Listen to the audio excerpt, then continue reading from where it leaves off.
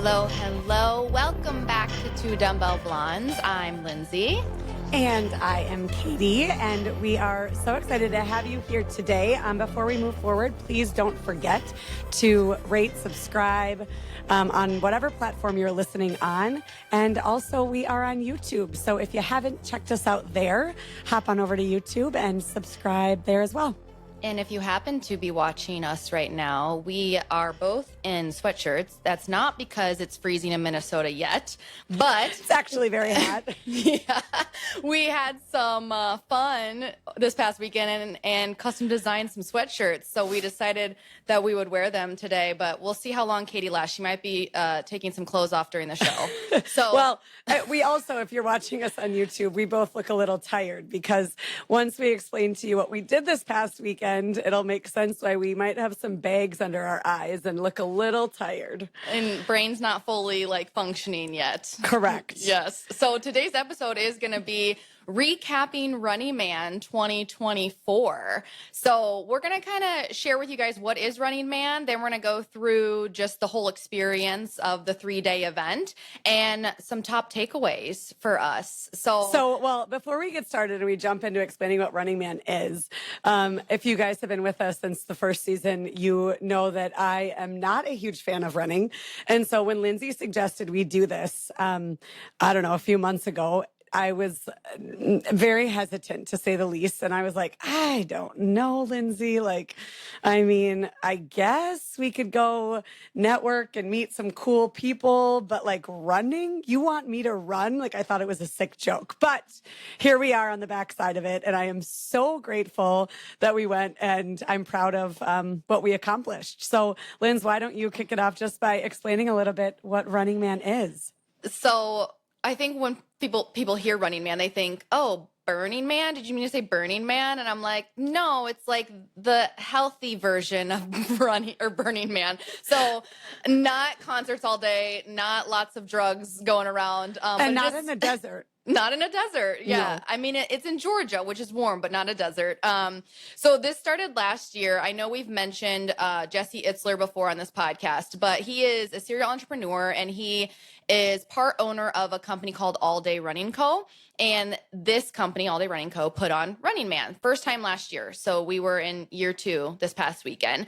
And the idea is it's a 3-day festival, bringing all things health and fitness to the forefront. And the big day being Saturday, where it's essentially 8 hours to run as much or as little as you would like. I think the minimum distance is a 5K and the most you could do is a 50K. Or if you want to go more, you could go more. You have 8 hours to do so. So it's a mile loop on this land down in Georgia. And so you go loop after loop after loop and you just keep count and run. Yeah, hence Running Man and Running Woman. Yes. So we showed up on Friday and drove to, it's in Rome, Georgia, in this incredible piece of land. 5,000 acres, I think is what you said, right, Linz? Yeah, it's called Kingston Downs. And you drive in and it literally is just land, and some wooded, some where we were was just a big open field.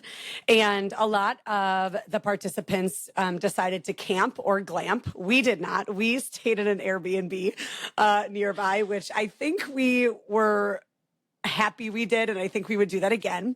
So unless you love camping or glamping, if you decide to go, I would maybe suggest an Airbnb because it felt really good to be able to take a hot shower and a nap after Saturday, which we'll talk about. But Friday we showed up and we got there. We checked in, got all of our packets and the things that we had to wear for Saturday, and then we got to explore. And I didn't know what to expect. I don't think neither one of us knew how big or little this was going to be. And you get there and the energy was just electric and so just good people, very like-minded people, right? People who care about their health and fitness, who want to have fun, but want to be doing something active while having that fun. And so we walked in, lots of vendors, lots of food trucks. The first thing that caught my eye was the 400-person sauna. It was so dope and had a DJ booth not inside of it, but like outside of it, but with the glassed in walls so that the DJ could be a part of the sauna without actually being in the sauna. And an a cold plunge area with trampolines that you could go back and forth between the cold plunge and the sauna. What else, Linz? Well, so I think, you know, they had a lot of doing. So you're hitting on the, like, I'm going to sauna, I'm going to cold plunge, I'm going to make a warm up lap. I don't know, all these things you could physically go do. They also had a lot of breakout learning sessions. So they brought in a couple nutrition people, yoga people, breathwork people. And so they had these little breakout sessions, honestly, throughout the entire weekend that you could go sit in on. You could hear from them, you could learn from them. So that was cool too, because it wasn't just like physical exertion all day. It was also like, hey, let's sit and learn and get to know each other. Yeah. Just with some really interesting people and interesting topics. One thing that I didn't do that I really, really wish that I would have after the fact is the breathwork session. Everyone was absolutely raving about the breathwork session. And it's something that I'm going to explore more here in the next few weeks. But just such good content and such just good everything. Like the juju and the vibe was amazing. Friday night, Jesse gave his keynote speech. There was also a group of individuals, Mike Posner, who most people know by, he was the artist who sang, I took a pill in Ibiza. I took a pill. A pill in Ibiza. But he is super close to Jesse and involved. And him and Devin, who also is part owner of All Day Running Co., spoke about climbing Mount Everest and just the challenges and the mindset and everything they had to overcome to accomplish such an incredible feat. So that was an amazing. It wasn't a breakout session. It really was on the main stage. But that is how Friday night ended. And before we got to night, there was some fun things that happened during the day. Yes. How do you forget these? Forget? Yes. So they had a beer mile. So how it works is at every quarter mile, so start, 400 meters in, 800 meters in, 1,200 meters in, and then they finish. But anyways, they had these big coolers. And so at every stop, you're supposed to chug a beer and then keep running. The kid that won was like so fast. I don't even know. He was so fast at running, but he was also so fast at chugging that beer. he was a duo sport athlete. He was amazing. I'm pretty sure I heard his dad at the start line say something like, I got money on you. Like, you gotta win this thing. His dad knew what was up. His dad knew. He's like, my son can run and he can chug a beer.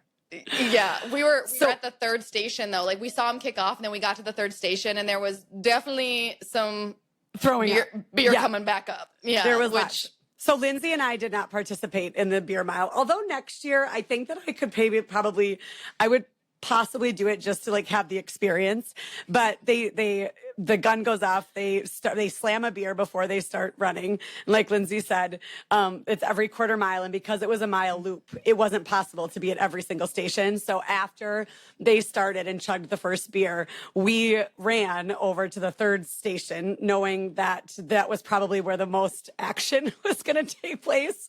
And so we stood there and people kept saying, move back, they're going to puke. And so we would like move back because they would like slam it and then start to run. And as they were running, it would start to come back up. Because can you imagine? I mean, whether you're chugging a beer or whether you're chugging a soda, anything that's carbonated, like that feeling that you have in your stomach, whether you can burp or not burp. I mean, the looks on their faces, because this was their fourth beer that they were chugging.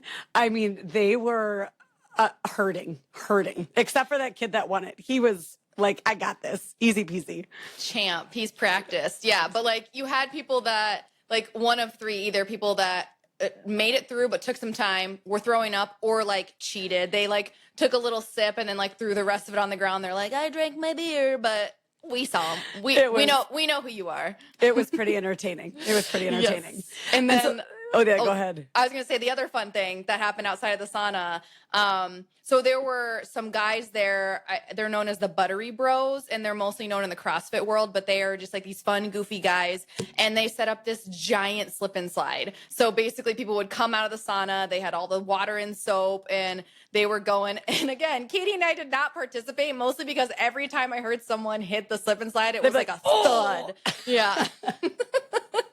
We met some guys later that were like, oh, it feels like someone punched me in the quad because they just landed on their legs and they were bruised. But it looks so fun. It looks so fun. We were not dressed on Friday to do like the full sauna cold plunge experience, nor the slip and slide. But it was fun to watch. And had I been like saunaing and cold plunging, I probably would have done it because why not? But they were going buck wild. Like there were people that were standing up and slip and sliding, like flying like Superman. I mean, it was pretty amazing. Yeah. And I think one thing to mention before we move on past Friday is there were these, I don't know the name of them, you might remember, but the porter potties. So there was Good Wipes was one of the sponsors. Yeah. So Good Wipes brought in a couple of different, well, like not porta potties, but trucks, like bathroom trucks. But there was one that I think Lindsay is about to talk about that was fancy AF. Yeah, so we talk about glamping, right? So this is like the glamping version of porter potties, but they had like gold toilets and gold sinks. And I think honestly the MVPs of the entire weekend were the people that worked at those things because they were hype all weekend. There were people, they got up on top of the bathrooms and they were break dancing. One guy that was like just on top, like dancing like he was a backup dancer for J-Lo. It was amazing. Yes, and they were all friendly and like, you know, their jobs went above and beyond butt wipes. I'll just say that. And the porta potty that she's talking about had like gold toilets. One of the stalls had a neon sign. They had like tile floors. They were super fancy porta potties. It was awesome. Yeah. And the other thing that I just want to mention, because I thought it was a nice touch, is that, I mean, people pay quite a bit to be a part of this event, and you are going to run, but you're also going to be a part of this experience. And there were amazing vendors there, and vendors that aligned well with the health and fitness world. And so like coconut water and different types of even they did have cocktails. They had THC seltzers, but all of the like what other vendors besides coconut was Zico? Yeah, they had different electrolyte companies. ProMix was there, which they have a bunch of different supplements. There was Hyper Ice there with a bunch of recovery. There were local people that were doing stretching and adjustments, and then they had Dream. I can't remember the name of it, but it's like basically all these tools to support your sleep. So all these vendors were there and they had free stuff. Well, and that's what I was going to say is that nothing cost money. So they even had a little bodega set up that had like snacks and food. And the only thing that you had to pay for above and beyond your ticket was just the food trucks if you wanted to get food. But all of the recovery drinks, all of the, like if you wanted to have a beverage, all of it was covered. So you didn't have to worry about that. So you really could try all the different items. And it was nice. I've never been to an event like that where you walk in and really everything is covered. And because we were running for a long time or you're doing all of these things, it's important to stay hydrated, and it's important but even just to try all of these things that maybe I wouldn't, have tried had I needed to take out my credit card for it. But you're like, sure, I'll try this. And now absolutely, like ProMix, that berry beet, I'm like, I don't know that I would have paid for it, but now I love it. And I'm like, okay, I need to order some. So it was a nice touch. They know what they're doing. They do know what they're doing. They gave out the good stuff and you buy the good stuff. You got it. That's exactly right. Okay, so we went home, took a nice sleep and woke up the next morning. And so right now we're in Minnesota. It's really hot here. It's going to be 90 plus degrees today. Atlanta, you'd think that it would be warmer, but it was actually much cooler, maybe a high of 75. While the humidity was high, it was overcast, which actually allowed for really nice weather, because if you're in an open field and it's 90 degrees and humid and the sun is beating down on you, it's just a much different experience. So the forecast said it was going to rain. It only rained for a brief moment, or like sprinkled and then rained a little bit harder for a brief moment. So we had really great weather, so we didn't have to worry as much about that. So woke up Saturday morning, got ready to run, had a little breakfast, headed back, and did a little warm up. And Linz, why don't you take it from there? Yeah, so we got there. Kickoff was at 9, so that's when the race officially started. They did a little warm up if you wanted to participate. We were running around trying to like make sure our apparel was on, and we got a picture with Jesse before the race. But we got to the start line, counted us down. Now, going into this, you're supposed to sign up for a distance. That's just so they can kind of know what to expect. But you can always do more or less depending on how you feel that day. So going into it, Katie signed up for a 5K, and I signed up for a half. So we got to the start line, we started going. I'll let Katie share her experience of the run. I'll hand it off to her in a second, but I started going and I'm like, all right, my goal here is to run like anywhere between 4 and 6 miles, because that's what I had been running leading up to this, like twice a week. And I was like, I'm just going to run and then take a break or walk or whatever and finish out. Well, about 3 miles in, I was just going, and these guys came up to me and they're going, oh, you're pacing pretty well. Like you're going, pretty smooth. And we just started chatting. I ended up running with them the entire race. And I'm so thankful that I did, because one, running a mile loop can get boring if you don't have, anyone to talk to or listen to. And I didn't bring any headphones or anything. They had music playing, but I was just doing my thing. So stayed with them, and they paced me because I 100% wanted to slow down, wanted to walk, wanted to stop, and then go back and finish. But they're like, no, like you're hanging with us. Like we're just going to finish this thing. So ended up running a half marathon straight through, which I have not done since 2009. But I did it, and it was like a little under 2 hours. So I was really proud of myself for sticking with it, but also super thankful that I found these guys on the run to help pace me and entertain me and have fun with. So yeah, I finished a half. So I'm proud of myself, and I didn't stop, and here we are. I'm still alive. Super awesome, Linz. Yeah, for me, I did have headphones, and I think I realized so I don't think it's that I hate running. I think that it is the boredom. Like I'm like, going out for any amount and just like, I don't know, just so bored. So I did have headphones, and I did turn on a playlist that was 180 beats per minute. So shout out to Mike Thompson, because that's what we talked about in his. So I was listening to there was like loud music going, but I knew that I needed like something to think about and to focus on. So I did that, and I ran 2 of my miles. So originally I was like, I think I could probably run 10 miles as we were going like back and forth, back and forth. And so I did run 2 of my miles straight out, but I was so bored that I was like, okay, I need to gamify this. And that's for sure my ADD. I was like, I need to gamify this. So then I started to run intervals. So I think like the second lap, I ran like a 2 minute on, 1 minute off. And then the third mile, I ran like a 1 minute on, 1 minute off. And then I ran a 2 minutes on, 2 minutes off. So I was just playing. And I wish after 5 miles, I ended up stopping. I was like, oh, I'll just take a little break and then go back out, because I wasn't sure. Because even though it's just a mile loop, you don't really see people. So I didn't know whether Lindsay was still running, if she was taking a break. And I was like, I'll go in and just like grab a little snack or something and then go back out. But then once I stopped running, you just kind of like get a little chilly. So I went into the sauna, but I took my shoes off. Then Lindsay, that's when you text, and Lindsay said like, I'm still out here. And she asked me to bring her a banana. And so then I ended up not going back out. So I regret not continuing to run while I was going, because I absolutely could have run more. It just kind of was. And then when you were done, and then it started to rain. And then it was just like, okay, back to the car to charge my phone. And then the pouring rain came. So 5 miles, I'm proud with 5 miles. I'm good.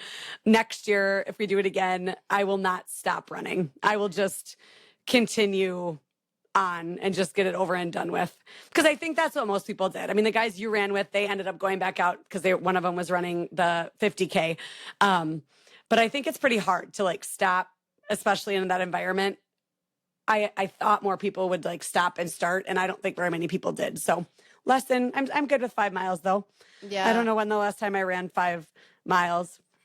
I mean, I used to run half marathons all the time, but I've realized I'm like, okay, this is the boredom. I need to come up with something to keep me entertained. Yeah, I know we were talking before this with our producer, and we were proud of you because considering our first episode, you had the, I hate running shirt on. So we've come a long way since that episode for you to do the 5. So I'm proud of you. I know you're proud of yourself. Yes. The boredom thing is interesting because I get where you're coming from with that. And I think when I've been running more lately, it's become when I listen to podcasts. And so you have music and podcasts. And I know there's the benefit, probably to both, but I totally get the boredom thing. You gotta figure out and go back to your why too. And yeah, but it was great. And the energy was awesome. And it was so fun. So fun. Yeah. And you meet all these people that you probably wouldn't meet otherwise. And I think that was the cool thing running with, their names are Deuce and Travis is who I ran with, but they were on their own journeys, right? They had their distances they were going for, but they wanted me to succeed, like more so than they were worried about what they were doing. And I think that is a common theme of a lot of the individuals that were there. It's like, yeah, you're there to do hard things and prove things to yourself, but you're also there to lift up others and support others. And that was really apparent when you were walking or running around this mile loop and like hearing these conversations and people cheering each other on. I think the other thing to note is the terrain. So we think of longer distance running on flat surfaces. This was not flat. So knowing me and my ankles, that was like what I was most hesitant about because there's a lot of uneven surfaces. And then it was a big open field and not like nice and grassy open field. It was like dead grass, hay, but like kind of a clay surface. So lots of like uneven like bumps. So you had to be careful. I mean, walking and especially running.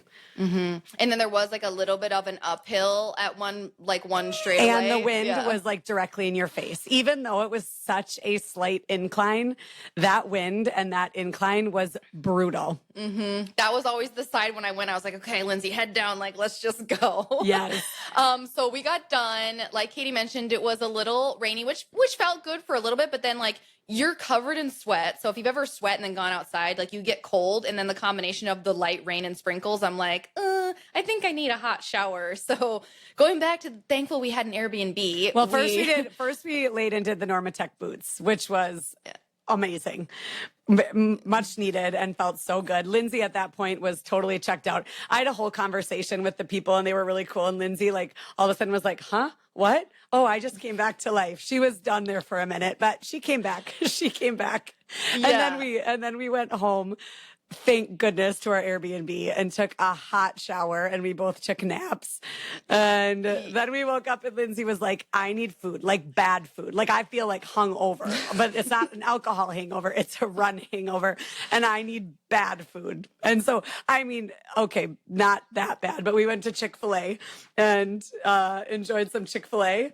And then we really had we were like, are we going? It was supposed to rain and it was like, you're exhausted. Your body is hurting. My knees and my feet and my Achilles, I think were the things that were the most sore. And it was because of the uneven terrain, I think, and just from all the instability in your body trying to find that stabilization with each and every step. We almost didn't go back, but I'm thankful. I think we're both really thankful that we did go back because it turned out to be a beautiful evening. And Mike Posner played and we had some good food and we hung out with Lindsay's running mates. And it just was a really good night. Mm-hmm. Yeah, I think to your point of me feeling hungover, I think I was a little dehydrated. Because again, in my head, I wasn't going to go straight through. I was going to take breaks and eat and drink and whatever. And I ended up going straight through. So when I got done, I was like, ooh, I'm hurting a little bit. And then that banana that you gave me was like life-giving on the last 3 miles. I was like, oh God, I'm coming back to life. And then after, hydrating, but shower, nap. And then yes, to her point, I woke up and I was like, I need some French fries. I need something that's going to heal my soul right now. Yeah. And so we went to Chick-fil-A. I think I've only had, and don't hate me for this, Chick-fil-A one other time in my entire life. So it was But it's exactly what I needed. And then when we went back, and I actually got some cookies when we were at the Running Man back that night, and like, oh, food's just so life-giving when you're It was that night was one thing that I loved so much is and this it speaks to this event and how unique it is. Almost everybody that we talked to ran farther than they had ever run before, or like set a new PR a little. Like it just was because it's a 1 mile loop and it's a big open field, and you know your start and you know your finish, and the power of community. People seem to run farther than they had anticipated or knew that they could run. And so it was a celebration on Saturday night. And it was many people were hobbling around. One guy, was that Saturday night or Sunday? Oh, yeah, Saturday. We saw this guy. I mean, he could barely walk. And he was like, I had 2 goals coming into this. One, I wanted to run farther than I had ever run. And number 2, I wanted to not be able to walk. And he's like, I accomplished both. He was a hurting unit, but we saw him. I think he was headed back into the sauna and cold plunge area. So it was really neat. And just people feeling really good about themselves and just the community around them.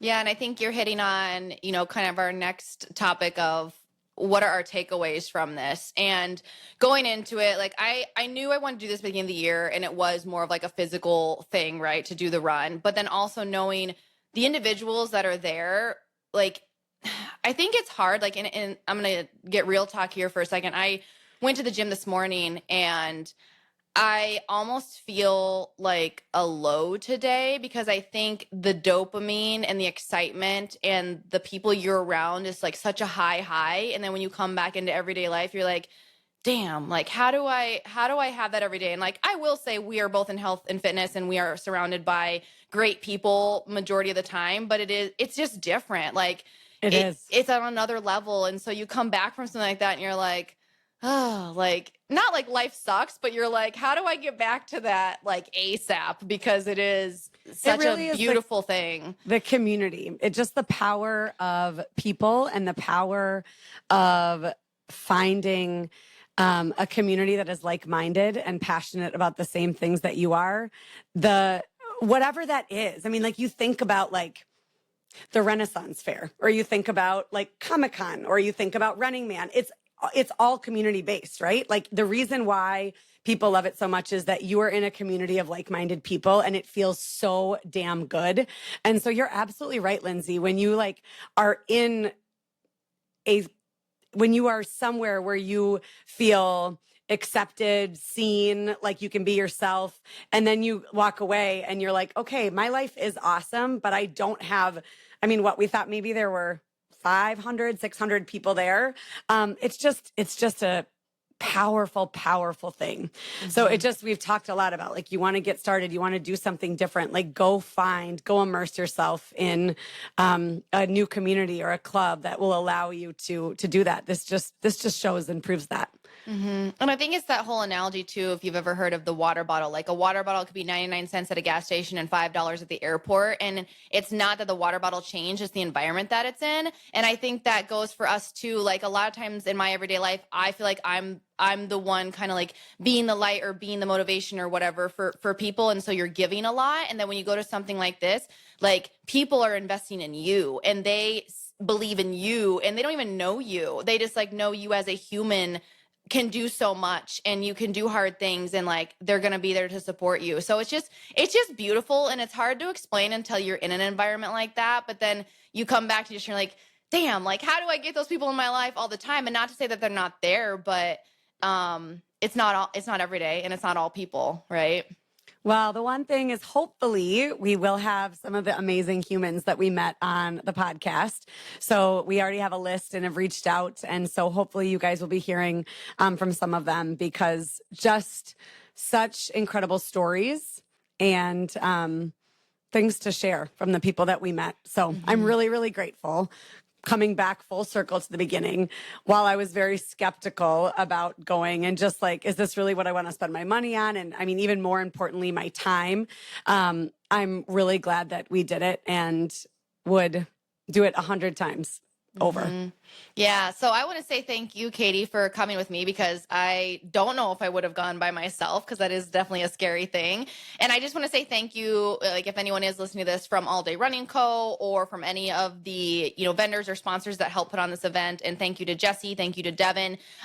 Thank you to everyone that we met along the way. Again, if you're listening to this, and hopefully we have some of you on the podcast, but it wouldn't have been what it was without you, Kadi, and without all the people that made it what it was. Yeah, it was great. And one last funny story before we go. So we were standing around on Saturday after the race, and there was a guy that actually knows Mike Thompson, who was going to be a guest here in a few weeks. And we were walking by, and Lindsay and I had 2 Dumbbell Blondes swag on. So we had hats on and shirts on and branded gear. And so we're walking by this group of people, and he's like, hey, 2 Dumbbell Blondes, or the dumbbell blondes. That's what he said. Hey, there's the Dumbbell Blondes. And this guy, Rashad, who put on one of the group workouts there, he was like, what did you just say to those girls? Did you just call them dumb blondes? And I mean, his face. And he's like, no, it's their podcast, 2 Dumbbell Blondes. He goes, oh my gosh. He's like, I was so worried. He's like, I was like, bro, you cannot call people dumb blondes. Yeah. So we thought it was pretty funny. We had a good laugh. But we responded to it, and we are all about it. So call us whatever. But we were like, yes, that's us. Yeah. So funny. Well, if you guys have any questions that, maybe came up for you, feel free to message us, ask us if you're interested in going. Would love to get you more information, get you connected, maybe go with you next year. Like, let's go have not a camping trip. Like, we'll still Airbnb it, but yeah, we'll have a little trip there. I had several people reach out to me on Instagram, and first of all, they were like, you're running? What? And then secondly, they were like, I want to go next year. This looks so amazing. So maybe we take a little 2 Dumbbell Blondes community next year. Yeah. And run. Everyone has to wear the swag and be called a dumb blonde, though. So that's what you're signing up for, and running. Well, thanks you guys for listening. Once again, just please don't forget to rate and follow on whatever you're listening on, and on YouTube. And you can find us at 2dumbbellblondes.com or on Instagram at 2dumbbellblondes. Thanks, y'all. Talk to you next time. Happy running.